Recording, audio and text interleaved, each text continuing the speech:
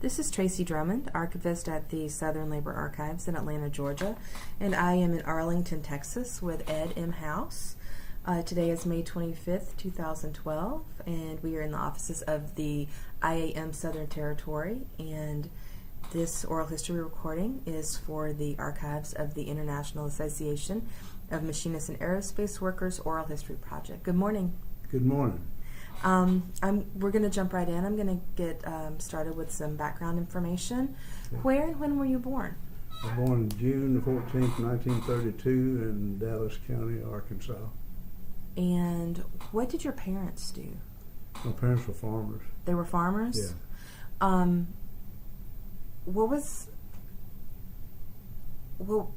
Did you have, and I suspect you did have to help them out. Was the whole family sort of work together? Yeah, we did.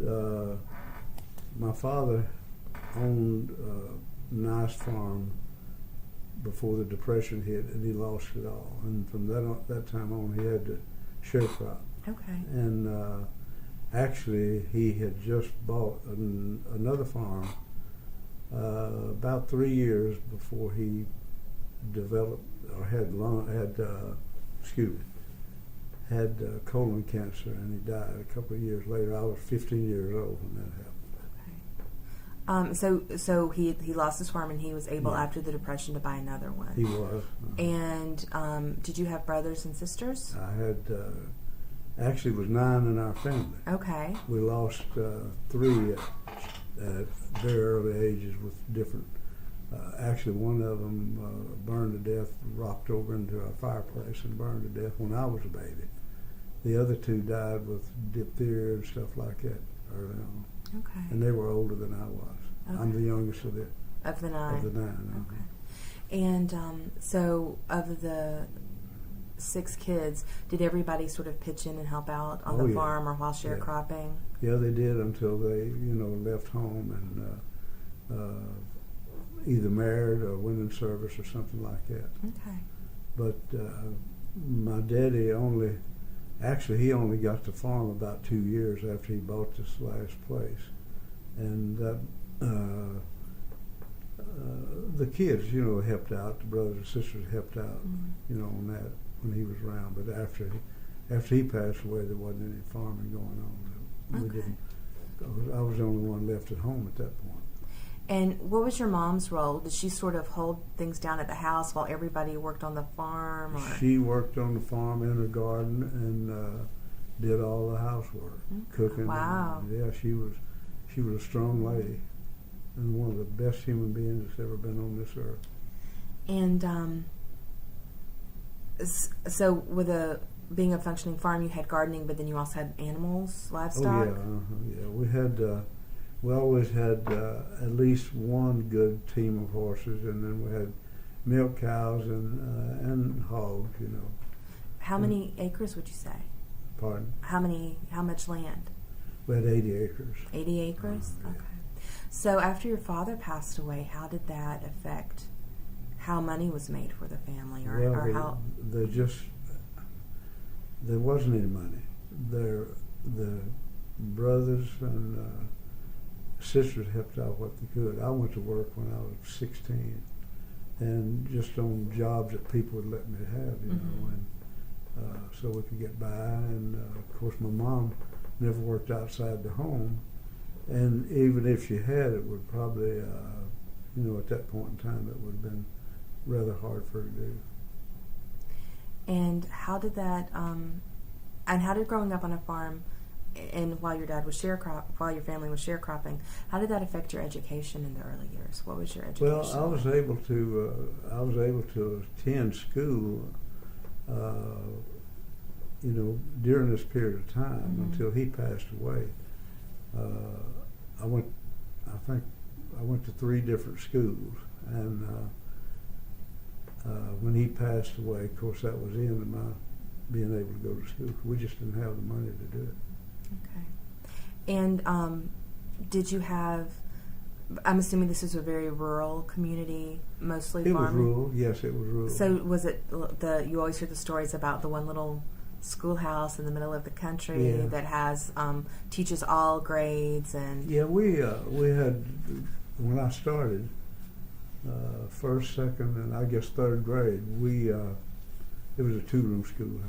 Still standing, by the way. Oh, really? Yeah, it has 2 teachers, and I think it went up to the 6th grade.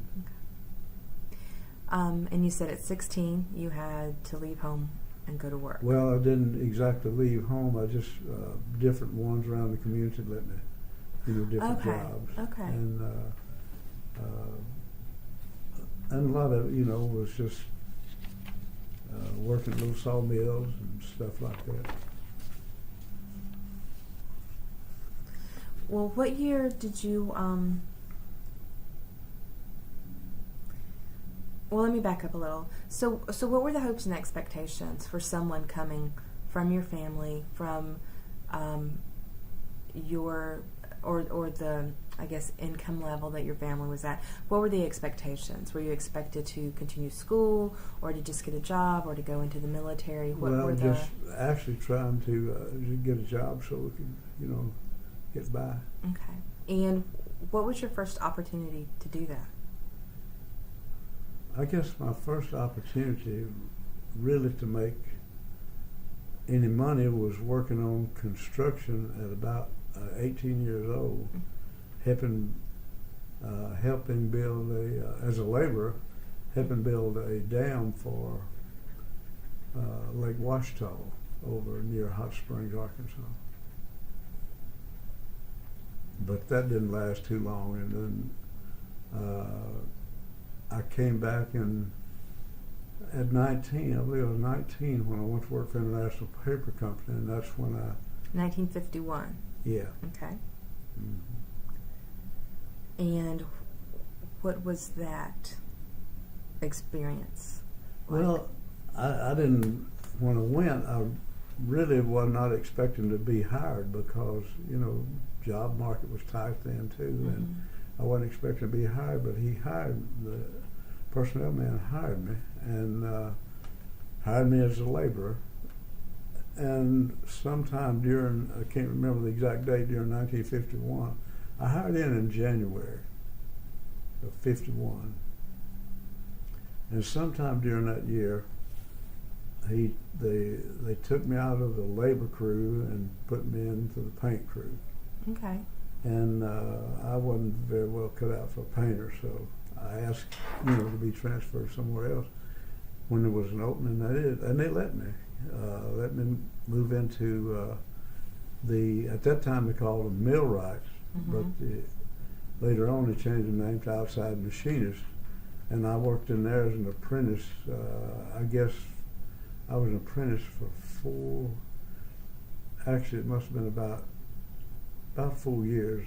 Okay. But in the meantime, in 1953, I was drafted into the military. Okay. And came back, and our union contract, matter of fact, I think it may have even been a law back then that when you come back from military, you retain your seniority and move back into where you were when you left. Okay. Let me ask quickly, what city was International Paper Company in? Where was it? Yeah. Camden, Arkansas. Camden, Arkansas. Okay. Yeah. 20 miles from where I grew up. Okay.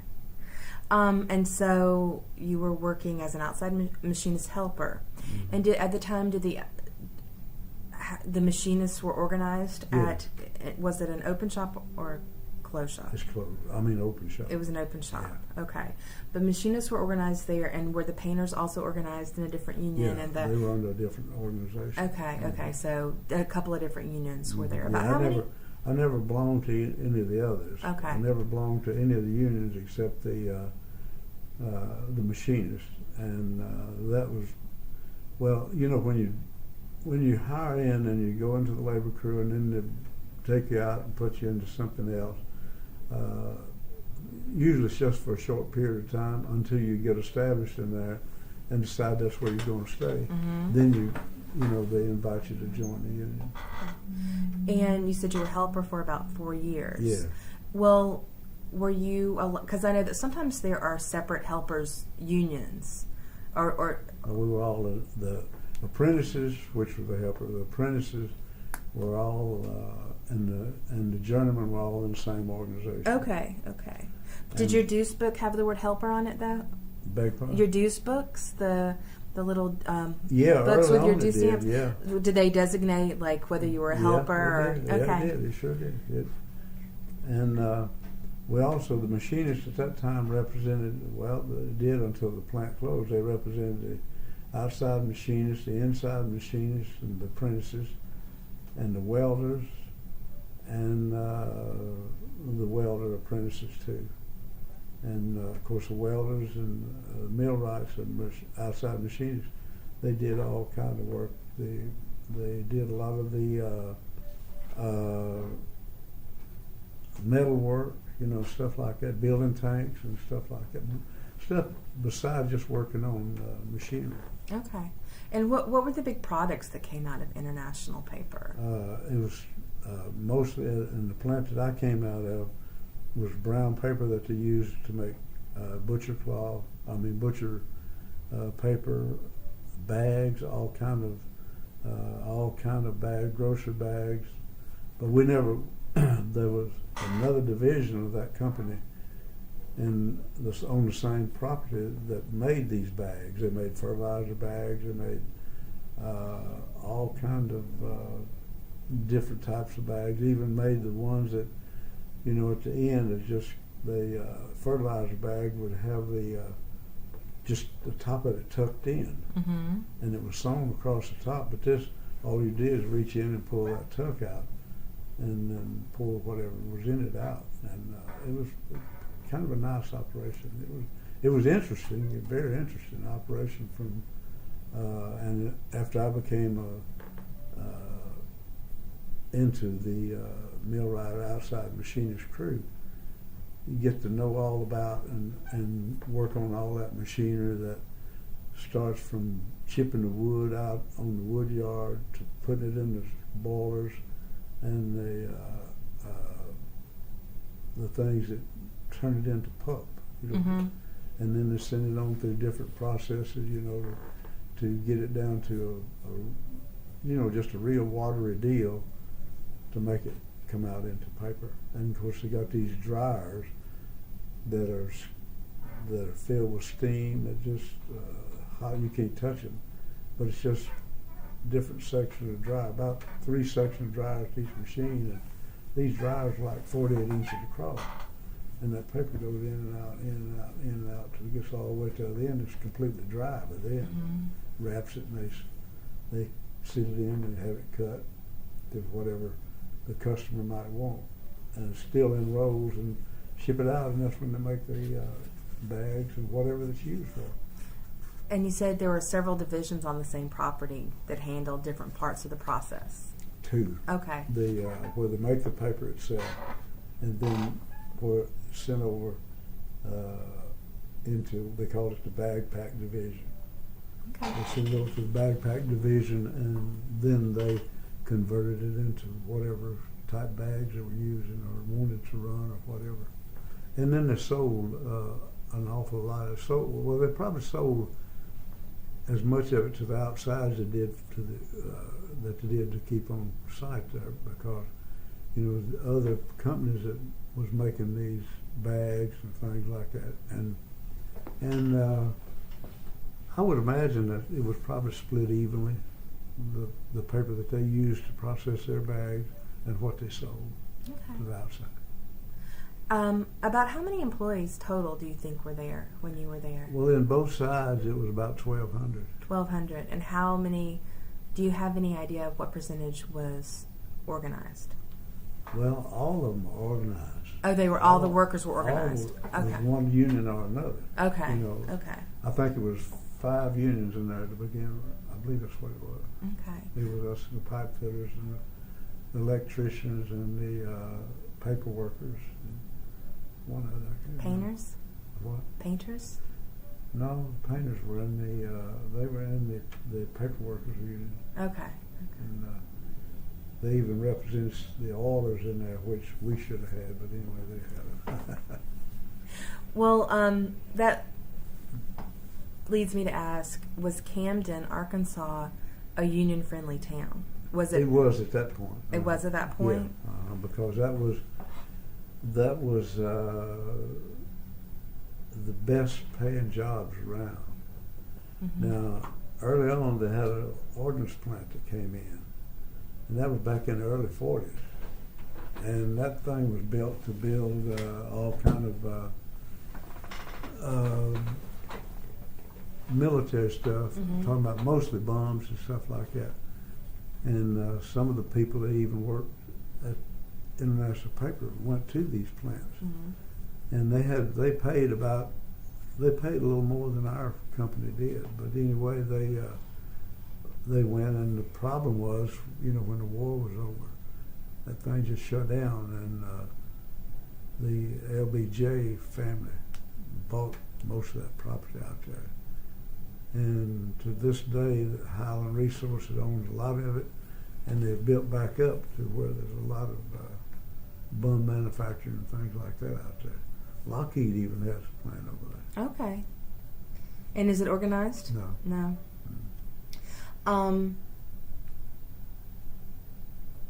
So this makes me wonder what it was like for you coming from agricultural background, growing up, working on a farm, to going to Camden and starting work with International Paper, and going into an area that was very supportive of the unions, if only for a certain period of time. How did you feel about unions? What did you know about unions going into that job? The only thing, my daddy, even though he was a farmer, he listened to the radio a lot. And back in those days, it was battery-operated radios. And he always liked to listen to John L. Lewis.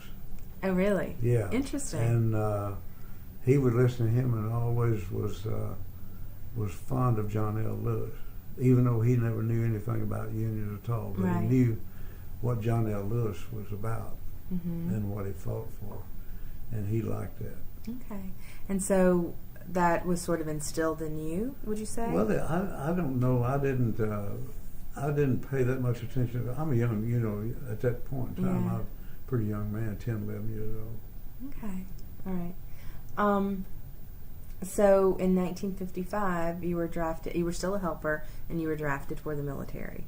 53. 53. Oh, I'm sorry, 53. Back in 55. Okay. And which branch of the military? Black Army, Navy, Army. Army, Dogface. Dogface. Yeah. What does that mean? That means you're a ground trooper. I was in the armor division, which was tanks, military stuff like that. I was a mechanic and I had worked out of the motor pool. I was a mechanic on the M47 tanks. And where were you stationed? Fort Hood, Texas. Fort Hood, Texas. And I was they sent me to Fort Wayne, Michigan to train to be the mechanic that later I became, Okay, so you started at Fort Hood and then went up to Fort Wayne. Yeah, they sent me over there. That was about a 2-month stay. Okay. And the rest of my time was in Fort Hood, and we were the next unit out when they declared a truce in Korea. Okay. Mm-hmm. Okay. So you were never actually deployed anywhere. You stayed stateside never, the whole never, time. That's right. And you got more experience working with machines. You got more Right. experience. Yeah. And when you returned to work, well, let me ask, was there anything outstanding about your time in the military that sort of helped you, prepared you to return to work, or? No, it was back in, this was 53 to 55. Back in those days, it was just, and besides that, it was during a messy war, Mm-hmm. and it was just a lot of bad feelings, and so I don't think I really learned anything Mm-hmm. in there that would help me when I went back to International Paper. Okay. Except the size of wrenches and stuff like that. Right. So you returned in 1955 and went back to International Paper. How long after you returned did you become active in the union? I was active as soon as I got back because they gave me a military. And you were no longer a helper once you returned? Well, probably for 6 months, okay. maybe. Mm-hmm. But when I returned, we had back our local at that time. They gave, when anybody had to leave, if you had to leave to go in the military, they gave you a military withdrawal card that could be redeposited when you got back and put you back in good standing. Okay. And after about 6 months, you became a full union member? I think it was about 6 months, something like that. I became a journeyman then. Okay. Mm-hmm. And a lot of folks get started as a steward. Mm-hmm. Was that how you got started being more active? No, actually, I got started really as an officer in the local. Oh, really? So you were elected before? Yeah, okay. And I was on the Grievance Committee. Okay. But I wasn't a roving steward, so to speak. Mm-hmm. Now I did have some problems that people would come to me with, but usually when I picked up a problem like that, I took it to the chief steward, but I sat on the Grievance Committee too. Okay. And what were some of the issues that would come up in the plant? Did y'all have women working there, or was it mostly men? Back then, in our particular group, it was all men. Okay. Now, when later on, they had several women that came into it, and a lot into the electrical department too. Of course, that was represented by the electrician. Okay. IBW. And so, what were some of the issues that people were having? Well, I guess, and then the bigger question would be, was it pretty friendly between labor and management, or were there? Yeah, it was all labor management. We didn't have any problems among ourselves. Okay. But a lot of time it would be making them live up to the contract as far as overtime was concerned, about call-in pay was concerned, about the vacations and things like that. And seniority would enter into it quite a bit. Okay. Matter of fact, when I came back, there was another fellow that was formerly in the paint crew had moved over into our crew when I left, and he was upset because I retained my seniority when I got back. But anyway, it wasn't a grievance or anything like that. Were there ever any strikes there? Were there ever any issues so big that? There's one strike that I was involved in, and I can't even remember, to tell you the truth, what year that was. Okay. Seems to me like was it after the military or before you left? Oh, after, yeah. Okay. Mm-hmm. Okay. Yeah. And was it over pay? Was it over basic things? It was over. Most of it was always over pay or health issues. Insurance issues. Okay. Was it a long strike? I think it was 26 days. That's not the longest strike ever, but that's a good long strike.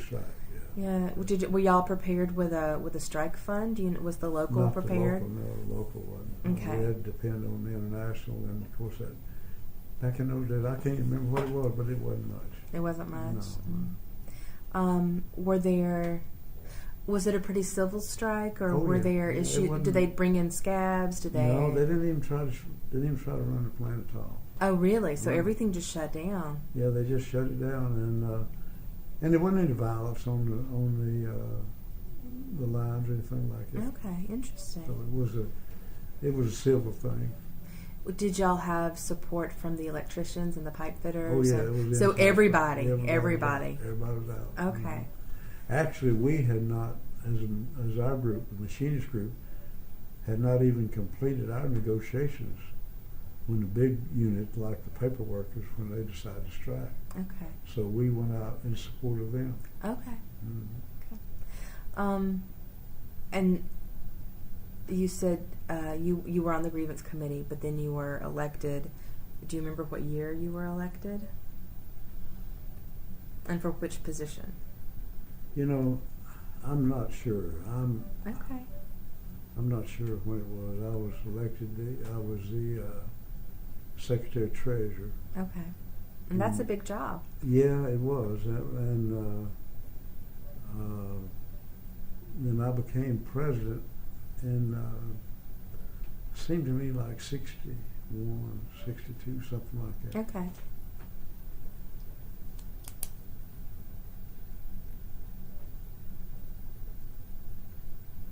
And what were your experiences like? Did you enjoy being an officer and having a role? Yeah, I did. I enjoyed it, and you go in kind of green, you know, and then you kind of learn as you go. It's not one of those things that there's at that point in time wasn't in school for it. Right. Wasn't in schools at all for it, and but being an officer, a lot of times you got to go to the state councils, which was a state council machinist deal, and then you would go to the state AFL-CIO conferences and things of that nature.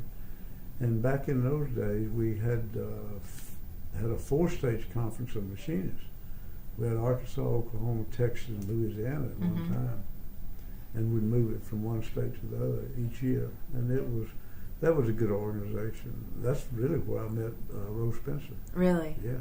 Because he was out of Lake Charles, Louisiana. Mm-hmm.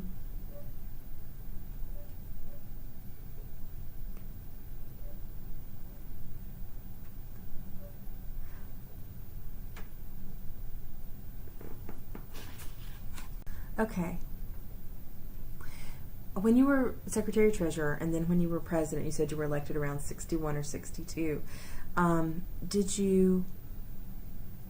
was meeting turnout? Did you have were a lot of your members really participating in the union and coming to meetings? Quite a few back in those days. And a lot of it depended on what the issues were. You know, if there were some issues in the shop, sometimes that would draw more than other times. Okay. And if things were going smooth, you didn't have a lot of participation. But when problems started developing in the shop, people would come out, you know, try to get that. Well, when you ran, did you run on a ticket, or did everybody sort of run individually, or were there a couple of people who ran together? Well, actually, very few times. I don't recall, except maybe one time, and I wasn't involved in it.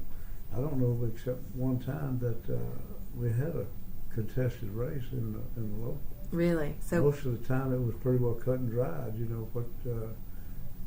Because a lot of people, you know, they participate, but they didn't want to be an officer. Right. And at what point was that part-time work? Oh yeah. So you were still on the shop floor full time, and then doing. Yeah, it was all part-time. We didn't have a full-time. Okay. We weren't representative. We had a Grand Lodge representative that came in and helped us with negotiations and grievances when they got to his level. Mm-hmm. Okay. And at what point did you start moving up from your local? Did you go to a district, or did you become a... No, I went right out of the shop as a special representative for the machinist union. And you were... Where were you... not stationed, but sort of where was your office at? Were you still in the same area as a special rep? Yeah. And were you working only with your local, which would have been 1365. 1365. No, I worked statewide back then, and that was in 1966. Okay. And I worked statewide with going into different shops and handling grievances and stuff like that, and meeting the folks, and going to the union meetings and things like that. So you had been for about 15 years, with the exception of your military service, living in the same place, doing things, and then you started traveling a lot. Yeah. Yeah. And then and that's when you were no longer in the shop at that point. I worked 15 and a half years for the national paper. Mm-hmm. I left there in July of 1966 and went to work as a special rep. And did that put just the transition from being home every night and to traveling more? I mean, were you on the road a lot at that point? I was gone most all week. Really? And a lot of times on the weekend, because you'd have a lot of the meetings would be held on the weekend. Mm-hmm. And at that time I was divorced, and it didn't didn't hinder anything. Okay. What were some of the other machinist locals? What were they working like? You had been at a paper mill, Mm-hmm. but what were some of the other industries that machinists represented? We had the Turnout Corporation that made watches in Little Rock. You had a plant in Newport that made aluminum, and then you had one up in Harrison, north part of the state, that made parking meters and all kind of stuff. And it wasn't just confined to Arkansas. A lot of time I had a shop over in Mississippi I had to service, and I not only one, I had two shops over there. Okay. One up near Memphis and one down in Greenville area. And then I had the paper companies in Natchez, Mississippi, and Spring Hill, Louisiana as well, because they were international paper companies plants too. Okay. And what were some of the issues? I mean, were you helping out with strikes? Were you helping out with negotiations? Were you? Most of the time I was involved with grievances. And see, when we had negotiations, all of our locals in all these plants were in the same negotiations. Okay. All the machinist group. We would negotiate sometime alongside, not in the same meetings with Mm-hmm. the bigger, like the paper workers and things like that. But most of the time we were the last ones to negotiate. Okay. And did you enjoy that next step? Did you enjoy? Yeah, I did. I enjoyed it. I guess, to tell you the truth, I don't know of anything I had rather done in my life. Really? Yeah. Really? Okay. And how long did it take for you to become a Grand Lodge rep? To go from special rep to Grand Lodge rep? I think it was 6 months. 6 months? Wow. Yeah. That's short. It wasn't all that long. Yeah. And that was a period they either decided they wanted you or you wanted to go back or whatever. Matter of fact, when I left the company told me to, if I decided, at that point we just had 6 months leave that we could take. And then if you didn't come back to the plant in 6 months, you were out. That was in your, but they told me, when I left, you have a job when I come back if I wanted to. And once you became Grand Lodge rep, were you then sort of working out of a particular area, or did you? It didn't change. The rhythm of assignments didn't change at all. Okay. I did, the only thing in 67 and 69, we had a bad situation up in McDonnell Douglas in St. Louis. We had some Teamsters raids and things like that. Really? And I had to go up there and stay for about 3 months. I had to go up there and stay about 3 months. The first time, and I think the second time, the first time was probably about 6 months. And the second time was, I think, about 2 months. What's it like going into an area? If there were Teamsters raids, I suspect there was a little bit of violence and just real nasty. It was it's quite tense, really.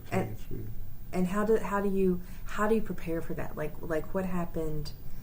What we would do within the union? Who did you work with to sort of prepare to go in and deal with things like that? I just reported to the people up there that was on the scene. Okay.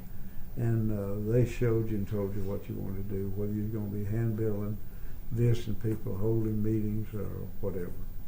Okay. You did basically the same thing you did back at home, but you were dealing with different Lord, we're talking about 20,000 people Right. in the plants then. And how did that, did you remember how that turned out? Yeah, the machinists prevailed in both of those. Okay. Mm-hmm. And there were no strikes or anything happening. It's just the Teamsters were trying to come in and take over the shops. The Teamsters were trying to come in and take over the shops. They were trying to take over they were raiding us, trying to get the unit. Mm-hmm. And the UAW was in there too. Really? Yeah.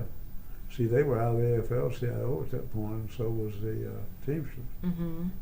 And but they were just, they're trying to get our shop. And you were a Grand Lodge rep from 66 to 89? Yeah. That's about, let me do that quick math.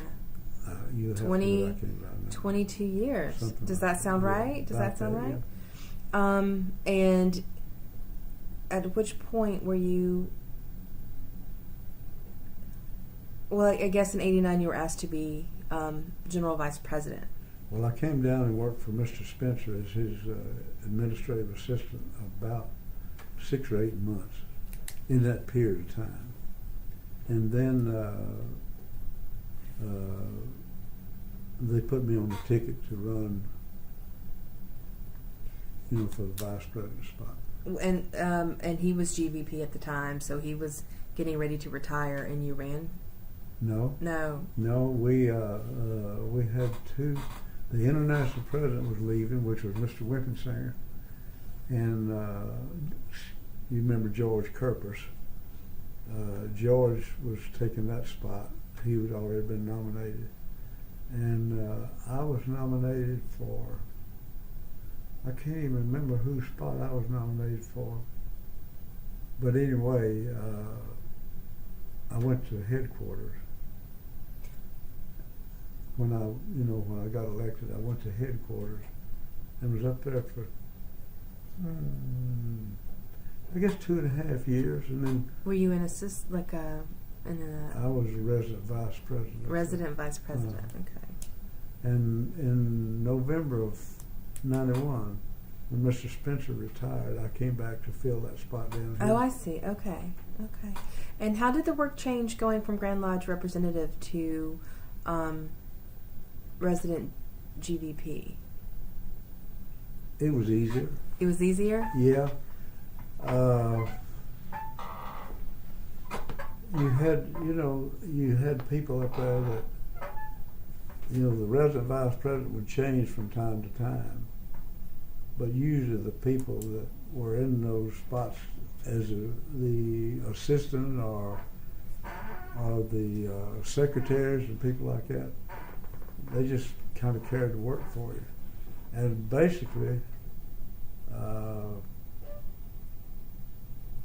the vice president up there has a lot of traveling to do. You do a lot of PR work, mm-hmm. and you do, and of course you have a lot of tons and tons and tons of paperwork that come through, but you don't necessarily have to sign all that. First thing you do is build your stamp, and then you go from there. Okay. Who were some of the people that you were? I mean, I guess while you were special rep and Grand Lodge rep, you were still in the field. But once you got to headquarters, and it was still in D.C. at the time, or had they already moved to? Okay, they were still in. Okay. When I left, they were getting ready to move into new headquarters. Okay. Who were some? You said Wimpensinger was getting ready to retire about that time. Did you get to work with him at all? Did what? Did you get to work with him, or was he already retired by the time you? Who, Mr. Spitzer? Mr. Wimpensinger. Oh yeah, no, I didn't get to work. I didn't get to work directly for him because before he retired, I was the assistant down here. Okay. And when he retired, Mr. Kerpers took his spot. Mm-hmm. And of course, Mr. Kerpers had been the resident vice president then, and he brought me to headquarters to be his resident vice president.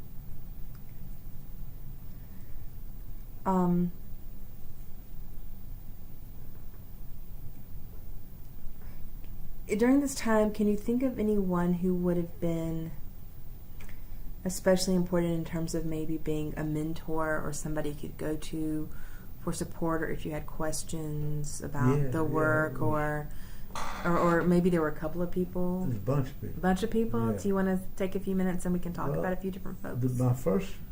My first, I guess, for lack of a better word, hero was my Grand Lodge representative when I was in the shop. Okay. And his name was C.H. Applewhite from Mobile.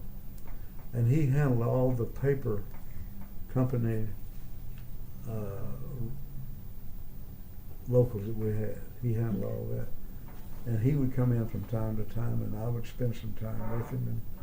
And he asked me at one time, said, well, why don't you try to apply for a job with the organization? And I said, well, what do you do?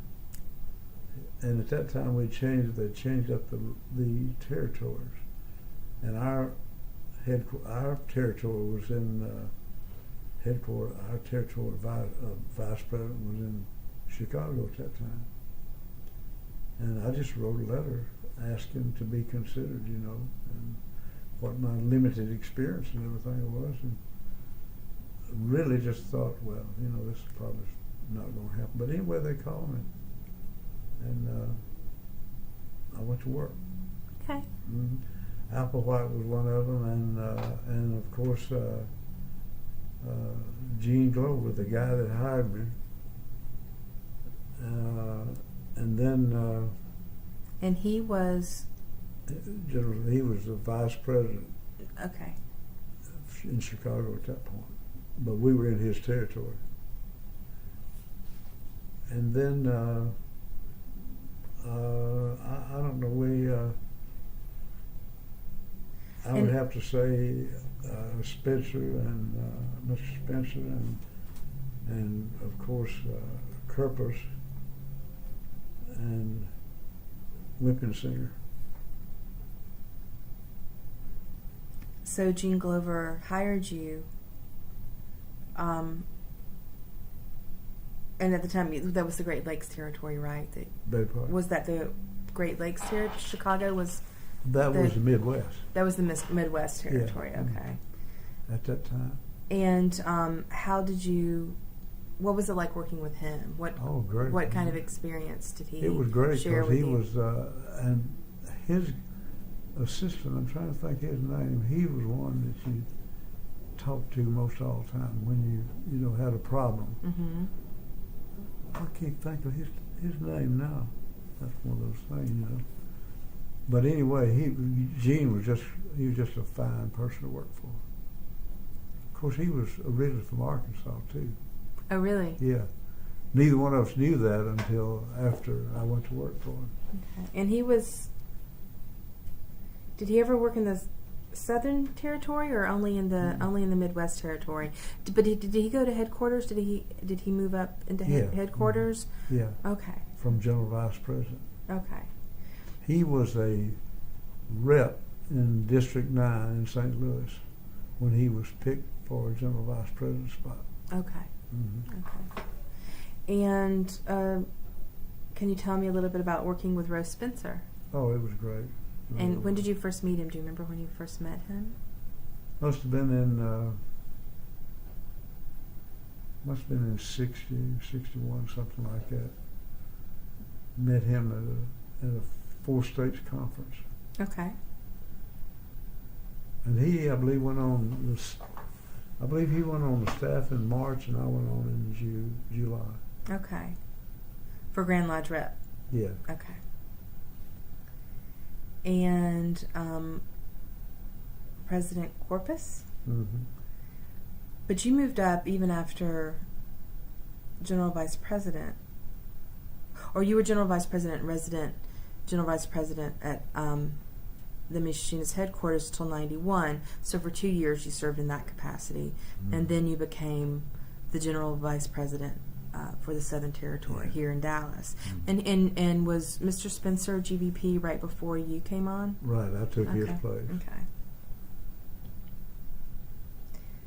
And once you got to that position, what were some of, because that was 97, and that was about, No, about That was 15. 91 when I came down. 91 when you came. Okay, I to see. Dallas, yeah. So that was 10 years after Patco and Mhm. 2 years after Eastern. And because I always like to think of Patco as a real shift in the Mhm. way the public thought about That's right. unions. Absolutely. And so what was it like sort of during that time, sort of taking over the southern region, which has always been such a traditionally difficult area of the country to organize? Well, it had its challenges, just like it does today. Mhm. It really, really, it's hard to organize down here. And of course, the Eastern thing was going on while I was in headquarters. Did you help out or do anything Well, with yeah, that? the thing, well, the council had to make a lot of decisions, even to the point of declaring the strike off, Mm-hmm. and then the company, of course, going belly up. But anyway, we, as a council, you had to, and we all, the council never had any problem supporting what the airlines did, and because that was a difficult area of our organization at that point, and a big membership, Mm-hmm. So, but I really, after I came down here, I didn't have that contact with them, except, when we'd have our executive council meetings, things like that, and I'd run into the general vice president from, of the airline industry. Back then it was Peter Paul. Did you interview him? Is he still? He's in Florida. He's in Florida. Really? Yeah. We have not interviewed him. Yeah, he's a piece of work. I'm telling you, he's funny. That's great. That's good to know. John Peter Paul. He came up a lot in the interviews that we did at the harbor back in December. He came up a lot then. Oh, did he?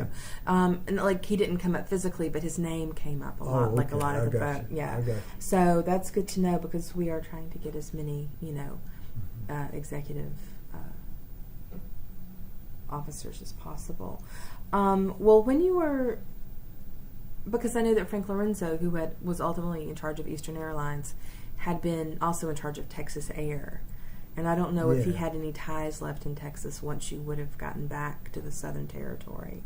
Well, see, there again, all the airlines were under a different vice president. And all we did was, if they had a strike or something, we'd, support them or whatever. So what was the big, both sort of in coming to the Southern Territory as the General Vice President, and it being 91, what were some of the, and it was just a few years after also after the 100th anniversary of the Machinists, which would have been 1988, and also, and with that kind of going on right around the same time as Eastern happening, which a lot of that happened, I guess, in Miami and Atlanta, were the main places. Yeah. Or was anything going on in Atlanta? Do you remember when y'all were there for the centennial? No, it really wasn't. Except they had the pickets going out around the headquarters and things like that, and around their facility out at Hartsville. Okay, but not a lot of activity at the conference about that. Okay, a convention rather. And so you get back to Dallas in 91. What were some of the biggest? Can you remember some of the biggest challenges you were facing, or was the union as a whole sort of shifting its focus, or trying to find new ways to recruit membership or maintain membership? Well, see, we were the number one thing would always be trying to organize, but the biggest challenge that I had when I came back is that we changed the territories up some, and we picked up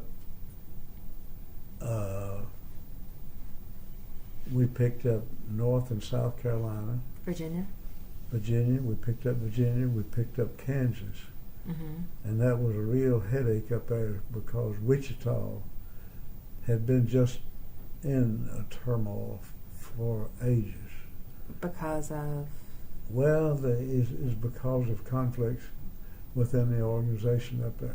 Okay. Nobody could get along. That was a big district. So it was more internal than it was was issues with local like businesses Boeing was a big deal up there, Okay. but we could always get that worked out. Those strikes, we had a couple of strikes while I was down here. But anyway, when they gave us Kansas, it was our job then to go up and try the best we could to see if there could be some stability achieved in that district. And the first thing we had to do is to take it under supervision and get rid of all the officers that was in there, except I believe one. Mm-hmm. Got rid of all the business agents and put new folks in there. And that was hard to do. Well, getting people in, but also training them and getting them up to speed on. Hard. Not only getting people in, but then having to train them or get them up to speed on. A lot of them. Actually, the guy that came in and really did the best job of all of it had been in there once before, and the former vice president had taken him out because he had a drinking problem. Well,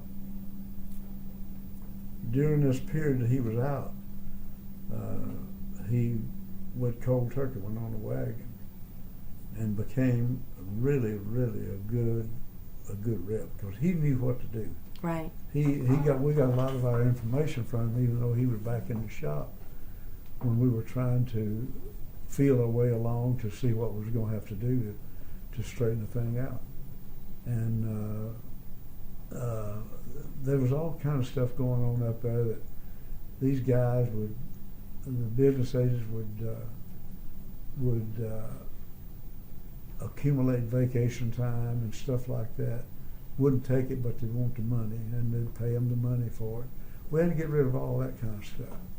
And it was just turmoil all the time. But anyway, and to this day, it's a good running district up there. Really? Mm-hmm. And is the Boeing plant still operational there? Boeing and Hawker and what's those other the plane manufacturers? Lear Jets still up there, and Lear and good gosh, Hawker. I can't remember what Hawker used to be. Oh, it was. Well, I had it on the end of my tongue. I lost it.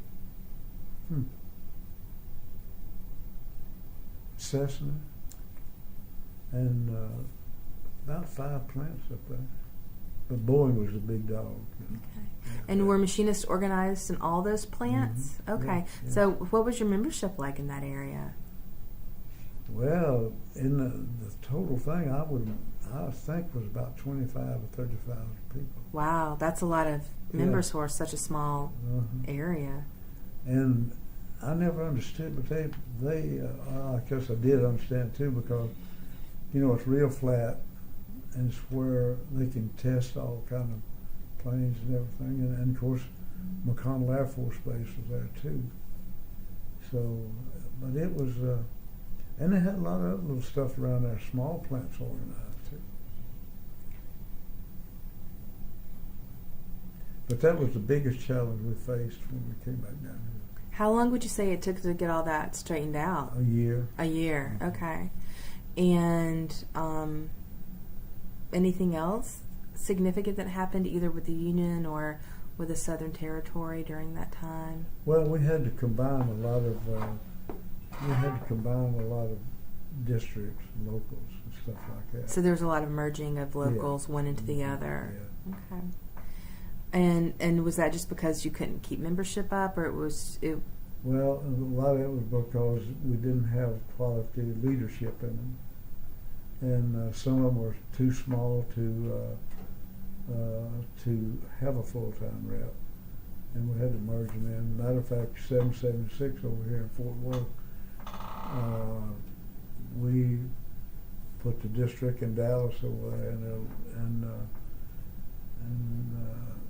trying to think. We used to have a little district up in Oklahoma, and we put that in there too, and Wichita Falls, and all that. But we had to merge a lot of the stuff together. What happens when you have to close a local and merge it into another? What is that process like? Most of the time, it goes pretty smooth because something happens that causes it to take place, and usually it goes pretty smooth because and sometimes because you can't get leadership in there to do what needs to be done, and most of the time it's pretty easy transition. Because people are ready to have somebody lead them. And okay. Anything else about your time as General Vice President of the Southern Territory? Anything significant or anything you?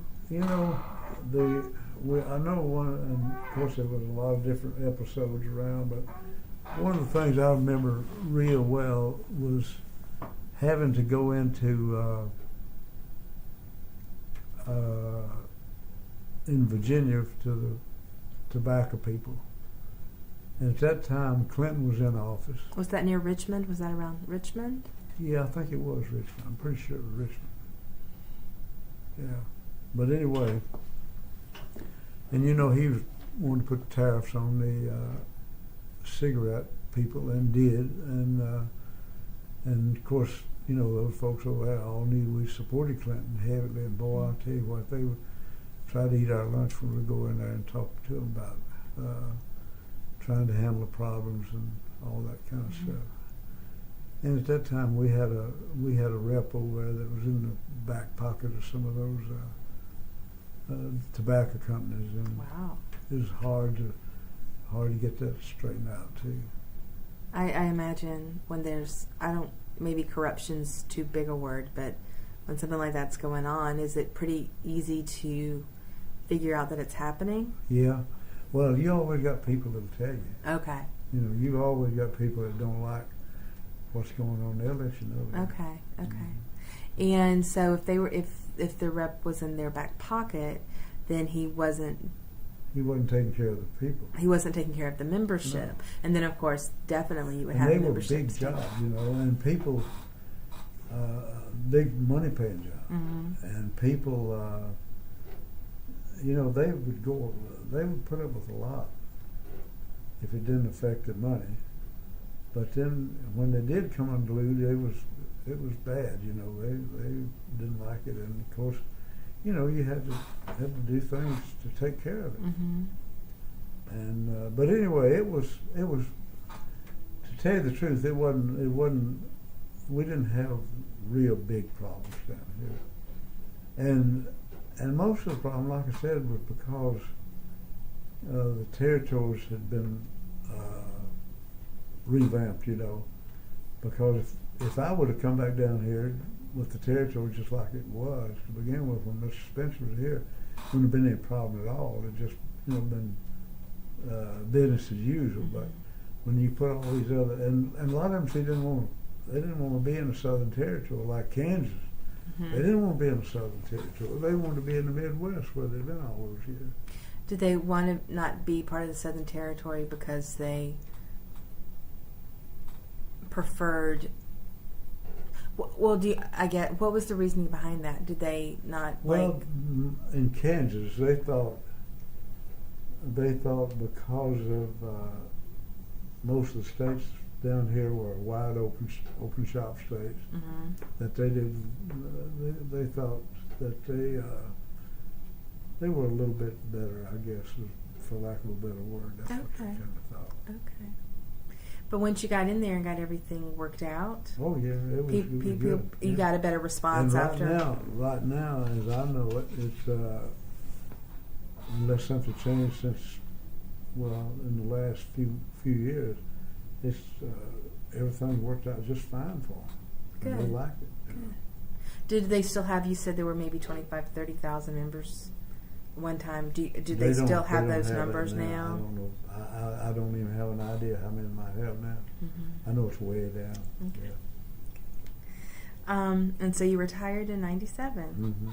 and or have you remained active with retirees? No, I haven't, because in my area, there's not a lot of retirees. Okay. If they had established a retiree club, it would have had to been in the Little Rock area where we had the big group out at Timex and things like that. But like the town I live in, we don't have a lot of retirees. Of course, it's a small town. It's just 13,000 people, and we don't have a lot of retirees there. Okay.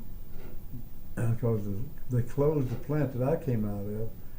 It's been gone, for about 7, 8 years now, and the people that would have been getting close to retirement were offered jobs other places, and a lot of them left and moved, So there's just not a lot of opportunities around there for retirees. Looking back over your career, what are, for you personally, the most important things you were able to accomplish? Well, that's hard to judge. You feel like every day that maybe you've helped somebody, helped somebody have a better way of life, get their job back, or something that made them feel better. And it's just, you really don't, I don't know, every day was pretty rewarding. Really? Yeah. You never had a day where you were like, I can't do Well, this anymore? yeah, you have a few of those, but Yeah. most of the time. Most of the time. Most of the time, like I told you earlier, I couldn't ever have picked another job that I would have enjoyed more than I did this. Okay. But I'm glad that we have the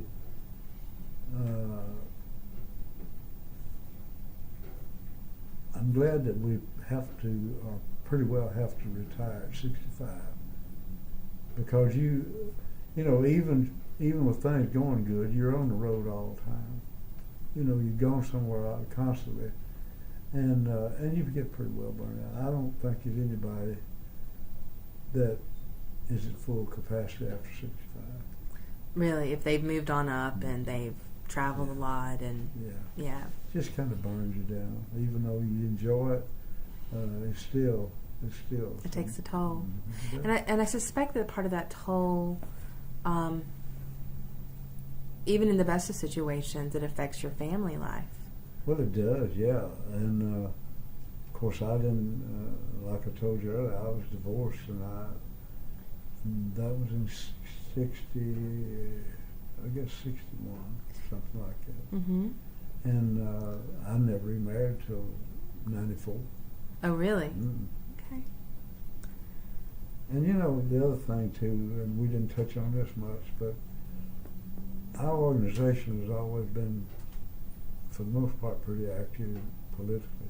Right, very much so. And I enjoyed that part of it too. Were you ever part of the MMPL? MMPL? Yeah. Of course, being in the headquarters, you're pretty well involved with a lot of the MMPL stuff. Mm-hmm. And even, most of the guys, just like Mr. Spitzer, he was on what they call a police jury in Louisiana, which is, I guess, equivalent to quorum court, in counties. I don't know what to do in Georgia, but in Louisiana they call it the police jury for some crazy reason. Police jury? Police jury, J-U-R. Okay. And up here it's quorum court, things of that nature. So he was involved in that, and I was, when I was a rep, of course we couldn't talk about it much, but had to, do a lot of political stuff. Okay. What was the hardest which political campaign did the machinists fight hardest for when you were? I fought the hardest for Bill Clinton. The first time or the second time? First time. First time? And of course it was all in place, the second time. Yeah. So, He didn't have much competition. yeah, he was my governor. So, Right, yeah. right. And matter of fact, saw him to 3 weeks ago. Oh, really? Yeah, he was in El Dorado, a town south of, about 30 miles south of Colorado. Was it a speaking engagement? Mm-hmm. Okay. Yeah, he spoke to the seniors down there. Okay. We have a granddaughter that's graduated from down there, and he was down with that. Okay. Do you have I know that before Patco, some of the unions were bipartisan, and they would go with whoever promised them the most support. Yeah. And it seems like since Patco, labor's unions in America have been exclusively Democratic. Yeah. Do you have any memories of the machinists? Have they always leaned more toward Democrats, or? Well, they've supported a few, like Jake Javits when he was Who? Jacob Javits when he was senator from New York. Okay. They always supported him. He's a Republican. They always supported him. Did he have presidential intent, or any efforts toward the president, or becoming president, or was he Congress, or? He was a senator. A senator. Okay. Yeah, okay. U.S. senator. And but they supported, they supported a few, depending on the record. Mm-hmm. How they treat the workers. Okay. Is there anything else about your career or your work or the people you've worked with that we haven't covered that you have?